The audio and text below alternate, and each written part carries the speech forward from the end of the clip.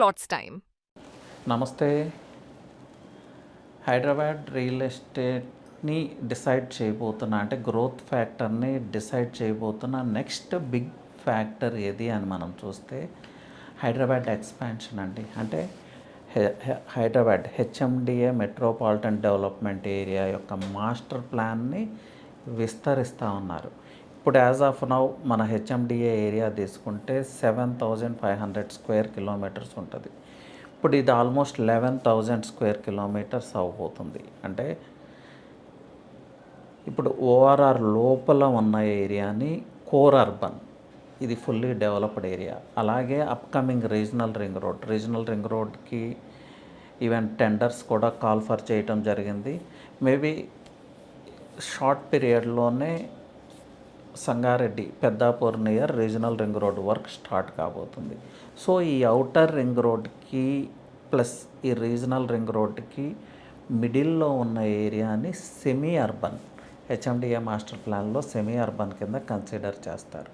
అంటే ఫ్యూచర్లో వచ్చే డెవలప్మెంట్ అంతా ఈ రెండు ఎక్స్ప్రెస్ హైవేస్, మేజర్ హైవేస్ మిడిల్లో రాబోతుంది. సిటీ ఎక్స్పాన్షన్ కూడా ఈ రెండు హైవేస్ మధ్యలో జరగబోతుంది. 360 డిగ్రీ యాంగిల్లో ఎటు చూసినా హైదరాబాద్ పెరుగుతూ ఉంటుంది. ఇది ఒక బిగ్గెస్ట్ ఫ్యాక్టర్ హైదరాబాద్ గ్రోత్ స్టోరీని ఇన్ఫ్లుయెన్స్ చేయబోతూ ఉంది. అలాగే మీరు గమనిస్తే ఇంటర్నేషనల్ స్కూల్స్ కావచ్చు, యూనివర్సిటీస్ కావచ్చు, మెడికల్ కాలేజెస్ కావచ్చు, అలాగే హెల్త్ కేర్కి రిలేటెడ్ మల్టీ స్పెషాలిటీ హాస్పిటల్స్ కావచ్చు, స్లోగా ఔటర్ రింగ్ రోడ్ బయటకి మూవ్ అవుతున్నారు. అంటే ఔటర్ రింగ్ రోడ్కి, రీజనల్ రింగ్ రోడ్కి మిడిల్లోకి మూవ్ అవుతూ ఉన్నాయి. అలాగే ఎస్సీజెడ్స్ అన్నీ ఆ ప్రాంతంలోనే వస్తున్నాయి.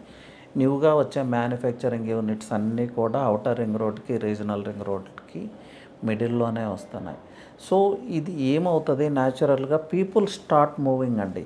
స్కూల్స్ అక్కడే ఉన్నాయి, హాస్పిటల్స్ అక్కడే ఉన్నాయి. సో వర్క్ ప్లేస్కి easy connectivity through ORR. So న్యాచురల్గా పీపుల్ ఏం చేస్తారు, హై ప్రైజెస్ ఉన్న ఈ కోర్ హైదరాబాద్లో పర్చేజ్ చేయటం కన్నా ఎఫోర్డబుల్ ప్రైస్లో విల్లానో ఫ్లాటో ఎవరికి శక్తికి తగ్గట్లు వాళ్ళు, లేదంటే ఇన్వెస్ట్మెంట్ కోసం ఓపెన్ ప్లాట్స్ ఆ ప్రాంతంలోనే ఇన్వెస్ట్ చేస్తారు. ఇన్వెస్ట్మెంట్ చేస్తున్నప్పుడు slowly people start moving towards that area. Out సైడ్కి వెళ్ళిపోతారు. అవుట్ సైడ్ అంటే ఓఆర్ఆర్ బయటకి వెళ్తారు. అంటే పాపులేషన్ పెరుగుతూ ఉంటుంది, కన్స్ట్రక్షన్ యాక్టివిటీస్ పెరుగుతూ ఉంటాయి. ఫైనల్గా అగైన్ పాపులేషన్ డెన్సిటీ పెరుగుతుంది. పాపులేషన్ డెన్సిటీ పెరిగినప్పుడు ఏమవుతుంది, ల్యాండ్ ప్రైజెస్ గ్రో అవుతుంది. ఇది ఆర్గానిక్ గ్రోత్ అండి. ఏదో అనౌన్స్మెంట్ మీద బేస్ అయ్యి ల్యాండ్ ప్రైజెస్ పెరగటం కాదు.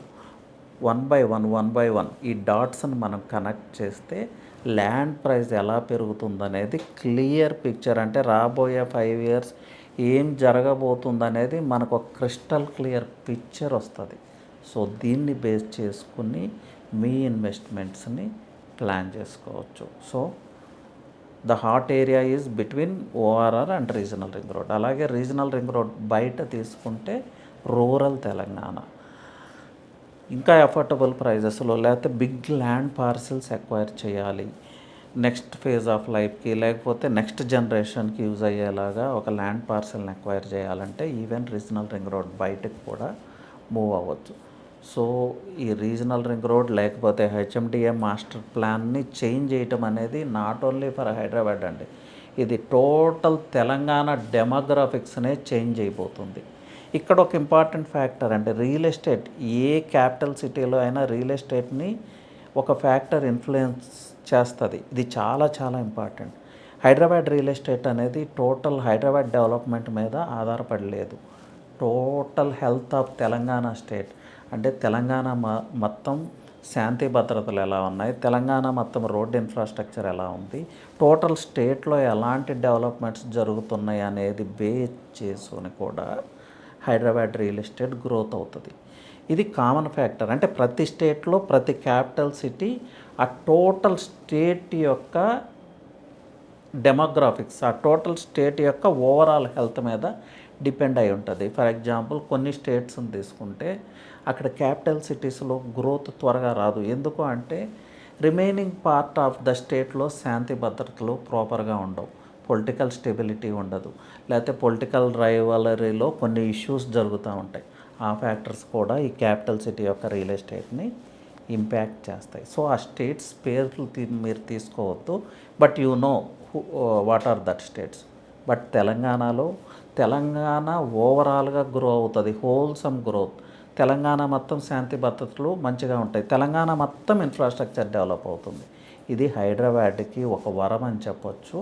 అలాగే హైదరాబాద్లో ఇన్వెస్ట్ చేసే ఇన్వెస్టర్స్ కూడా ఇది ఒక వరం అని చెప్పొచ్చు. సో ఈ ఫ్యాక్టర్స్ని కూడా కన్సిడర్ చేయాల్సి ఉంటుందండి. Anyway, thank you, all the best.